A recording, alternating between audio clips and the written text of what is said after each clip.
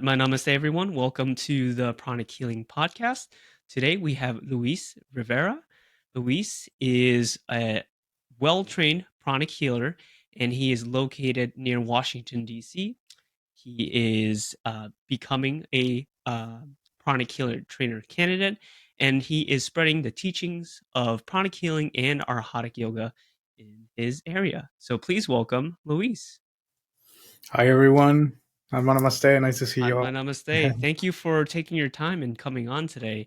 I know this was a kind of a long time coming and planning, so I'm super happy to be in this present moment to share with you and to give you the stage. So, for our audience, Luis, can you just give yourself a short introduction and things like that? Yeah, so thank you for having me, Jason. My name is Luis, like Jason said. I'm originally from Puerto Rico. I found about pranic healing in Puerto Rico. I am a veteran. I 12 years in the United States Air Force, and I've been in Europe and as active duty, and ended up in the States in 2013. I took my first pranic healing class in 2016, but it before that in Puerto Rico, I my mom was diagnosed with cancer, and her sister took us to a pranic healer. He did a few sessions on her, and I saw how powerful it was because like her scans after that showed that her tumor shrunk, and Wow. that really impacted me. At the time, I thought cancer was that's it, Right. and then yeah, just seeing this really impacted me. So Okay. since then I've been very eager to learn more about pranic healing and try to strive to become better at it every day. Excellent. Well, thank you for that introduction. I love the island of Puerto Rico, by the way. Such Yes. great culture and, of course, the weather and the beaches. And I'm so grateful to hear about your experience with your mother, right? Because as you mentioned, a lot of people, not being aware of energy healing in general, um, cancer is a very serious diagnosis, and Yeah. I'm so grateful in your experience that having access to someone that not only there's a center, but they perform pranic healing for your mother and saw those dramatic changes was really sounded really inspiring for you, and which is led to why you're here and you're spreading the teachings in your area. So just kind of continuing off that, what happened after? It sounds like you got inspired and then you took the classes. Yeah, so so when that happened, it was 2009, so I was like around 19, 20 years old, and I I was impressed. We went to do a meditation on twin hearts, and at the time, it I've had this very spiritual, deep experiences in other areas, but going to a meditation on twin hearts, it showed me that I can get to that state whenever I want it, right? Kind of like I just hit play and I could get to that peace whenever I want it. So when we went there for the first time, I was very impressed. And it was all in awe after experiencing that. The next day, my aunt she gave me the Miracles of Pranic Healing book, and I read through the whole thing in like 2 days. So I was very eager to learn more. It was kind of like a second nature, like a part of me that I knew had a lot more answers to what the norm was giving me. So Yeah. I just keep delving into it. That was 2009. I joined the military around that time, and I kind of took a break because I was so far away, and basic training kind of focused me on the physical body very rapidly and powerfully. So Yeah, we I know military discipline. It's the whole nother level. Whole nother level. yeah. So it gave me that. It gave me a lot of discipline, which has been helpful later on my practice, my personal practice. So 2016, after I came back from Europe, I was going on, I was under the weather for a few things that were happening in my life. And I found a pranic healing class not too far from me. And I drove, it was in Dallas, Texas. Teacher, my first pranic healing teacher was Maria Wilson from Okay, Texas, and excellent. So you yeah, were I went. in Texas, when you came back from Europe? No, I was actually stationed in Shreveport, Louisiana. Oh, okay, so that's what it Yeah, was. Oh, okay, so yeah, you're still in the Navy at this yeah. point. Air Okay. Force. Air Yeah, Force. Yeah, Air Force, excuse me. yes, Okay, and then that's where you, went. Okay, excellent. So correct. that was your basic chronic healing class. Okay, and what happened after that? So basic, I took basic. I took crystal healing, pranic psychotherapy, like back to back, like it was like a month apart. So I Wow. took all of those right away, and since then everything started changing. I went from a very sad, depressed state to much more hopeful and positive. My outlook on life changed drastically, and then I started helping friends. Like with pranic healing. So I started doing healings on my friends, doing healings on my family, and then it started growing, like igniting within me. Sure. The possibilities of our the power that we have as a human. Anybody can do pranic healing. So and the beauty of how Master Choco Sui, how he put everything in such a easy way that anybody, Simple. no matter if you know about energy or not, anybody can actually apply the steps and create the same results on Yeah. themselves and others. So it was very impressive to me. And since then, I went that same year actually. I went and took Arhatic yoga at Oxnard with Oh, Master Cole. Yeah, so I went from wow. 0 to 100 And within the same year. within the That's same year. Yeah. that's incredible. Well, clearly there was something to it, right? There's something to it because you took from all the way to basic to crystal, and for the audience that doesn't know, basic is like level one, then you have advanced pranic healing, which is level two, then you have psychotherapy, which is level three, and then crystal, which is level four, and all that within a couple of months is incredible, incredible. And then all the way within the same year, practicing Arhatic yoga, which is more of a spiritual system, for really just being a better person, honestly. At that same time is incredible. Wow. So, and it sounds like from your voice and your recollection, it really helped you with a couple things of, anxiety, depression, right? These old mental thought forms, emotions that we deal with that kind of weigh us down. And I'm so grateful that it's helped you, but it sounds like you also became an outlet, right, for your friends and your family. And yeah, so that's amazing. So, and then what happened after when you took during or when you took Arhatic yoga? How was that So for you? this life before Arhatic yoga and after Arhatic yoga, it was like a Yeah, definite line. chapter, right. Yes, like Yeah. I definitely passed. I think I closed that book. No, So but it felt like no, even but a step up from pranic healing, it sounds like. Even though you took pranic healing before, Arhatic yoga took it to a new level where which it feels like another chapter in your life. yes, the practice of and the technique of Mm, Arhatic, it gave so much meaning to everything else, right? So I was living under a very stressful period, and doing my practice in the morning, Arhatic yoga, doing the technique and the exercises. Afterward, I felt like I have enough and more energy to just go through my day no matter what was going on, and actually I could see the positive on things. Before it was more like I felt like a victim in a sense to the different environmental things that were happening mentally and physically too in my situation. But and that was financial stuff and also a lot of depression that I was going through.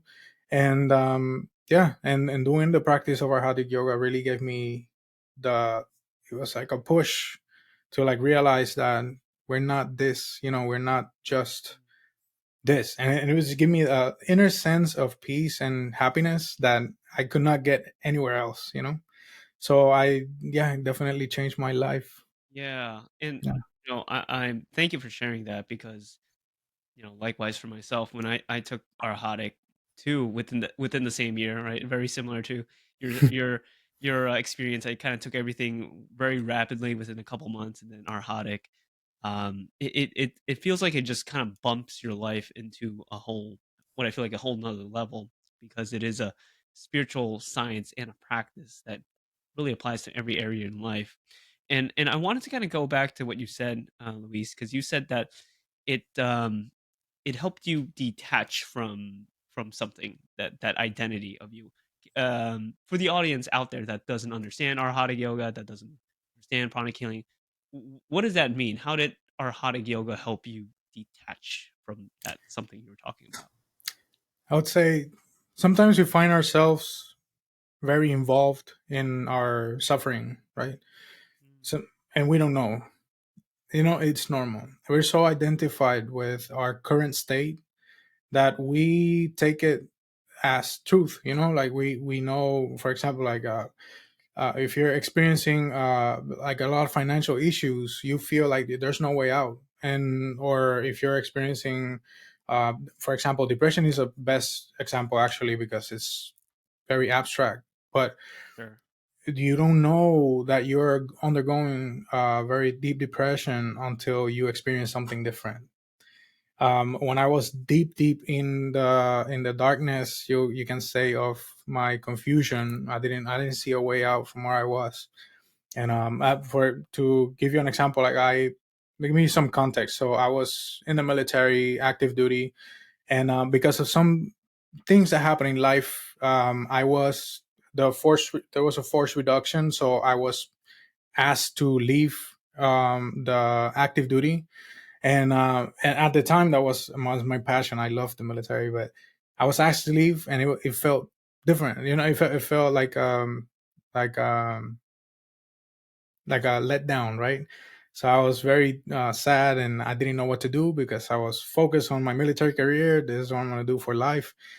But it's all of a sudden, and this happened after I started doing pranic healing. But all of a sudden, so many opportunities opened up. But still, within me, after a few months, I was still having that kind of like grudge, and it led me to a very dark place where I was blaming myself for a lot of things, and blaming others too. And besides that, I was having financial situations in which I was taking care of my family, and it was very tough for me, at least. So at that time, I'm just focused on this problem, and like going back to what I said, where like we're super identified with the situation, we don't see that we are not the problem. And Arhatic, the way it helped me was by me waking up early in the morning and just doing the physical exercise and the breathing exercises. Just that enough, I don't like just that on itself gave me some power, like mental clarity, that it put me some like, like maybe it doesn't need to be like this. After doing the meditation every morning, it just stepped it up more, and to the point where I could see that I was going through that, but I could feel happiness within myself, and I could feel light, because before it really felt very dark. And I could see it in my relationships. Like I stopped talking to my friends, I stopped talking to some of my family members. So yeah, it gave me my life again. Like I could feel life again within me. And that's what I mean by kind of like detach me from the situation, from the problem. Sure. Does that make sense? That definitely does. Thank you for sharing, that vulnerable side of your life experience. And I think that a lot of people have different circumstances when it comes to feeling that darkness inside, right? That lowness, that sadness, that depression. So I'm so grateful to hear your courage in the way that you've spoken about that, because it really, it's really about the journey, right? And then, I'm so grateful to hear that it sounded like you use that experience, not blaming yourself for being in that position, right?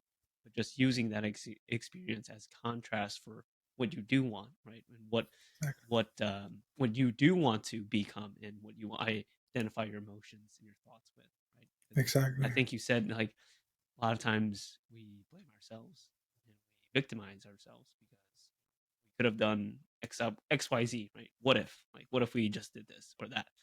But a lot of the times when you kind of just, like you said, just kind of pull back, step out. Pause. Hmm. Feeling it Oh, again. Yeah, the okay. mic. Is it Yeah. better now? Yes. Yes. There we Okay, great.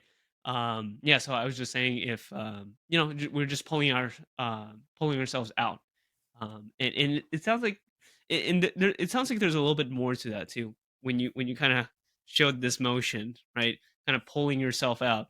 Um, for the again, the audience out there, what does that mean to, I know you said it to de-identify with the emotions and thoughts. What does this mean? Because I know that in Arhatic yoga, there's another level of understanding and meaning to that. Of course, to what you can say about it. Yes. So when I say like this, like Yes. unplugging myself from that, it's like we, in a sense, the way I see it is like this identification is like the way I see it, the way a way to explain it would be like it's like a suit that we choose to wear for a little bit. You know, it's like we're embedded in this personality that we create. In essence, when we realize who we really are, and that's what Arhatic yoga actually brought to my life, like understanding who I'm not, and really getting to know myself, Yeah. who I truly am. Um, and it's not my body, not my emotions, and not my thoughts, right? Yeah. So when I practice, I could feel that during the practice, I am experiencing no thought, no emotions, no body in my practice, and this gave me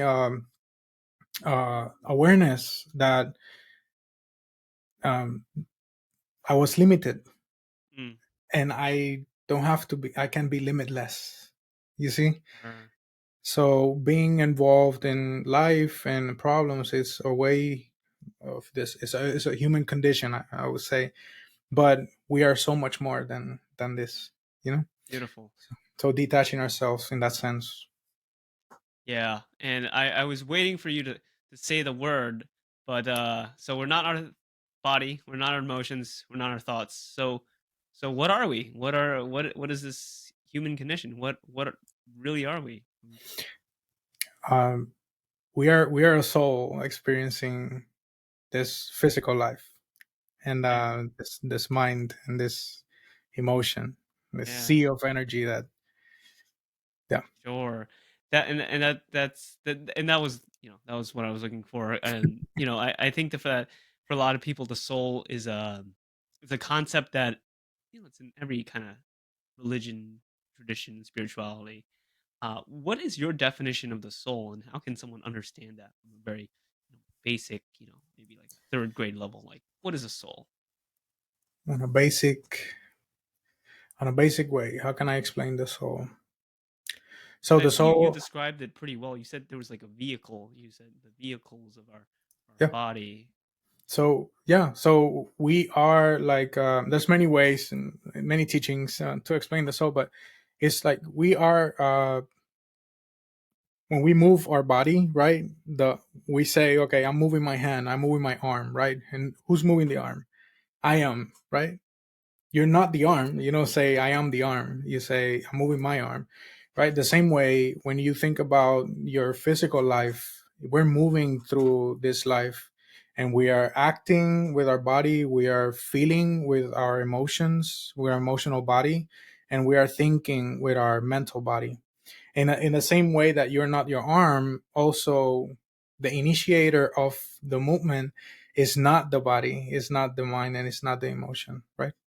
So these are, like you said, vehicles for us to experience this this state, right, of consciousness. And yeah, and when it's time, we go back and we keep living. Like life doesn't end. Like our consciousness is embedded with our soul, right? So we come here, we experience, and then we go back and we keep living. It doesn't it doesn't Yeah, end. right. Yeah, There's and I like the way that you said that. I think that's something from Master Ko that I think he says all the time, right? yeah. Exactly. What did you say again? So when That we the arm, yes, yep, with the arm. Hmm. yeah. So when we move our body, right, our Yes. arm, we're not. We don't say I am the arm. We say I'm moving my arm, right? And Right. who's moving the arm? I am. So by definition, we are not the arm, I the see. one moving, and the one initiating this experience, right? Is above, is the soul. Beautiful. Yeah, because I think a lot of people, like I'm hungry, right? Yeah. Well, your stomach is hungry, right? Are So you really hungry, right? yeah, And some people like, um, I feel very anxious. Well, yeah, that's another level, right? You have a physical body. There's an emotional body that feels anxious. Is your yeah, soul the same as your emotions? And yeah. this goes on with your thoughts and etc. That's good. So, That has to do a little bit with language too, because in Spanish we say "yo tengo hambre," right? yes, I yes, have hunger. It's not yes. the same. Like in English, it's weird because, and I remember having this mental. I'm like, what? I'm not the hunger. The translation, right? The Yeah, direct translation. yeah, It's the same because in Chinese we say that our stomach is hungry. We don't say I am hungry. We always point that's to like even if it's like a specific hand part or body. It's like I don't feel pain. It's like, oh, my hand feels pain. This oh, hand feels pain. So it's interesting because we talk about identifying, right, with the body, identifying with the emotions. The theme of this talk is about, we're not really what we experience. We're more than just what we experience. We are the soul, which is kind of that infinite being of consciousness that is exactly. living through our body, which is the vehicles. So thank you for that. Thank you for sharing that because I think that prefaces us because it was such a transformational time for you and it really stimulated and pushed you on this path to becoming a teacher and spreading the teachings, meditation. So can you tell us about basically what happened to you to make you choose and decide that this was the right path for you to commit to this level and really spreading the teachings? The I think for me, what did it was, it's not clear because it really happened very slowly, right?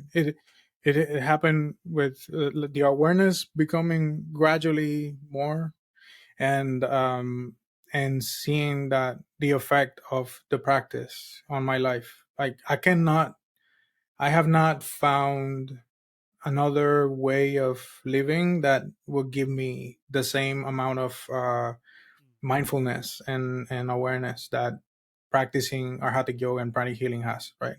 Pranic healing first because we understand the energetics of the body, and we can anybody can apply this to anybody else. So just by having that understanding, we know that we can act upon anything in our lives, and pranic healing doesn't just work on people to people. We could use it for like our relationships, to heal our relationships or heal our financial situations or things like that, because Total in game essence everything changer. is energy. Yeah. Yeah, yeah. So just seeing that and applying the techniques, um it was, I don't know what else. I Yeah. I mean you that know that's that's it, right? I mean, if this can that's it. help with not only your physical body, but your emotions, your relationships, your finances, I mean, Yeah, that's every and reason. I really felt inspired, like just talking to people sometimes, they feel that inspiration, Mm, and I think if everyone, and like Master Choa said, like if there's a pranic healer in every family, how we could evolve as a human collective, humanity as a collective. If somebody's hurting in your house, you could apply the technique and maybe avoid like serious illness in the future, or you doing like maintenance on yourself, keep you healthy because energy is flowing. It's priceless. It's priceless. So you yeah. So when you beautiful. start thinking about it, yeah, there's no other way There's no to other way. me. Yeah. I think you described that so well by encapsulating what Master Choa, the founder of Pranic Healing, is his vision was to have a chronic healer in every family. And I think that your story, how your family, right, yeah, with your mom's situation, how that impacted her, and how that inspired you to continue on and study and learn, and help transform your life, and to see what you're doing now for your community, doing all these online meditations, leading these groups, becoming a trainer. Um, that just fills in that model, right, to fulfilling that vision. And like you said, the greatest impact is not for us; it's for everyone else. It's through us that the It's to blessings us. come. And I think you're doing that and more. So I'm so grateful to hear that, and so grateful to listen to you recount your experiences. And it's definitely very, very inspiring for not only me, but I'm sure for many people out there. Um, so, and to kind of close, Louise, I know we connect with people on a really deep personal level, right? So, if you were to talk to, let's say, your younger self, that was maybe a child or teenager, and maybe starting to feel what they're going through, right? These initial emotions and thought patterns that eventually, got you to where you are today. But knowing that you had to go through these challenges to become the person you are today, what would you tell that younger version of yourself, knowing that the challenges will come, but with this with this piece of advice, you're going to be okay? What would that be? No matter what the challenge might be, um, I would say trust that you're always guided. And if you trust that there's a higher intelligence, everything will follow and you'll be protected, you'll be supported. Um, and experience, be present, be present, experience life, and trust that you are being guided. Life is happening for you, not against you. Okay. Mm. And Beautiful. yeah, I think that's the biggest cue. Life is happening for you, not against you. And that's so beautiful. I think a lot of people, just had light bulbs go off in their head, right? Because these challenges, sometimes it feels like, oh, everything is against, right? It feels like everything is against you when you're that low, but it's happening for you. And like you said, you're guided on this challenge. You're guided on this journey, and be present. I love that. Be present, right? Because when you're not present, it's hard to see these patterns, these clues, these hints from the higher intelligence source, God, universe. So excellent.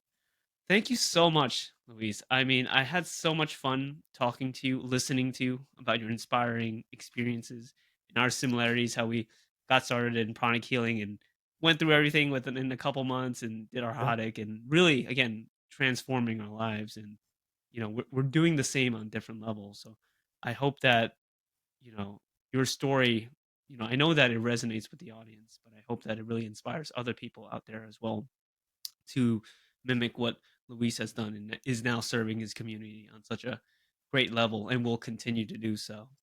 So, and then for our audience, how can I'm gonna list your information down below, but how can they find you? Yeah. So you can find us in pranichealingdc.com. There we're posting our weekly meditations, any events that we're going to have in the area. You can find us in Facebook and Instagram and Pranic Healing DC as well. And email is info@pranichealingdc.com. And for healing, I have my own healing practice in Herndon. You can visit bettermentfulfilled.co.